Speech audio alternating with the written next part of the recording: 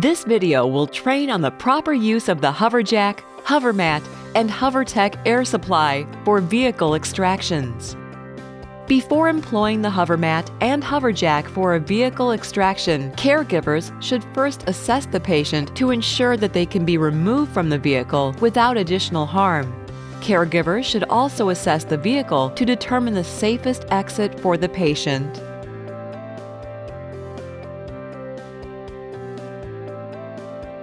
Starting with valve 1 and working in sequence, inflate the HoverJack to the height of the vehicle seat or just below. Depending on the type of vehicle, this may only be 2 or 3 chambers. Be sure to fully inflate each of the chambers for device stability.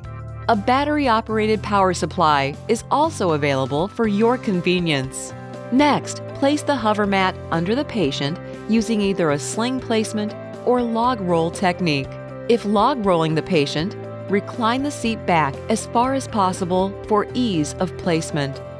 Ensure that the patient is centered on the HoverMat with their head approximately 2 inches from the top seam. Buckle the safety straps loosely around the patient.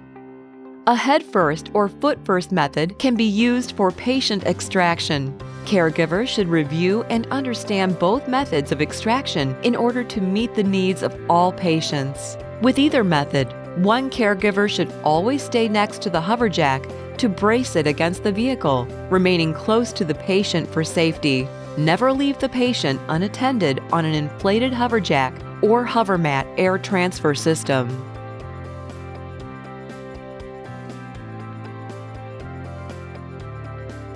To extract a patient head first, 2 caregivers are required. For larger patients, a third is recommended.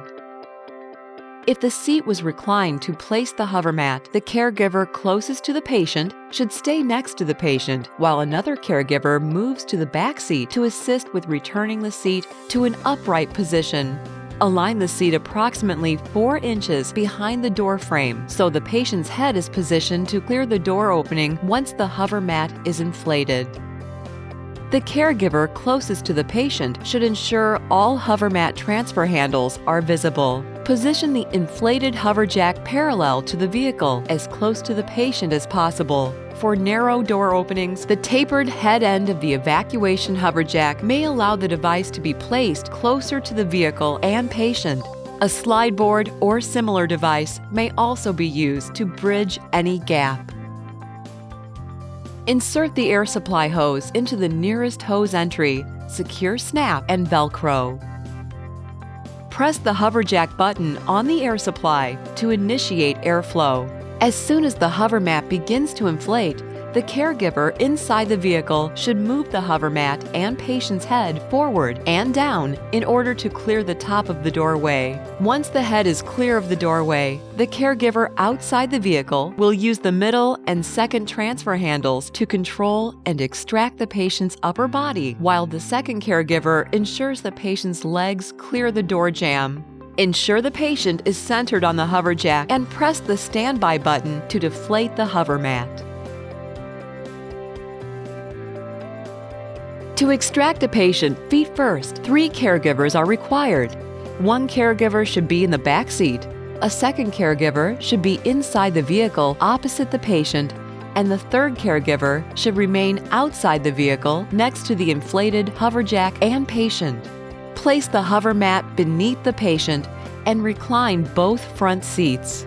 Position the inflated HoverJack parallel to the vehicle, as close to the patient as possible.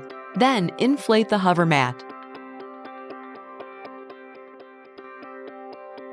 As soon as the HoverMat begins to inflate, the caregiver in the back seat guides the HoverMat and patient's upper body to the caregiver in the front seat. The caregiver outside the vehicle grasps the foot end transfer handles to extract the HoverMat and the patient's lower body, while the caregiver in the front seat guides and protects the patient's head and upper body. Ensure the patient is centered on the HoverJack and press the standby button to deflate the HoverMat. For back seat extractions, 2 caregivers are required. With the patient lying down, use a log roll technique to place the HoverMat. Position the inflated hover jack perpendicular to the vehicle, in line with the patient. Then, inflate the hover mat. The caregiver outside the vehicle grasps the foot end transfer handles to extract the hover mat and the patient's lower body, while the caregiver on the opposite side guides and protects the patient's head and upper body. Ensure the patient is centered on the hover jack and press the standby button to deflate the hover mat. To extract a patient in the front seat head first out the back door, 3 caregivers are required. If possible, remove the headrest and place the hover mat under the patient. If possible, recline both front seats to level out the transfer as much as possible. Once the headrest is removed, the caregiver should support the patient's head until it is on a solid surface. Position the inflated hover jack perpendicular to the vehicle, in line with the patient. Then, inflate the hover mat.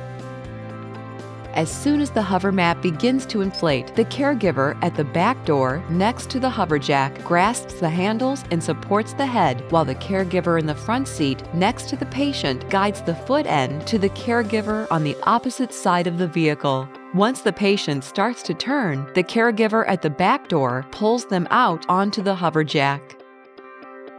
Ensure the patient is centered on the hover jack and press the standby button to deflate the hover mat.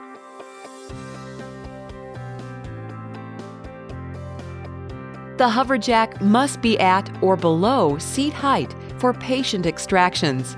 If the hover jack is below seat height, a transfer medium must be used to bridge the gap. Place the slide board or similar product underneath the patient and hover mat and extract the patient using the head or foot end methods previously described. If using the head end method, the caregiver inside the vehicle should lift and guide the patient's legs and feet out of the footwell. Refer to the hover mat and hover jack manuals for additional product information.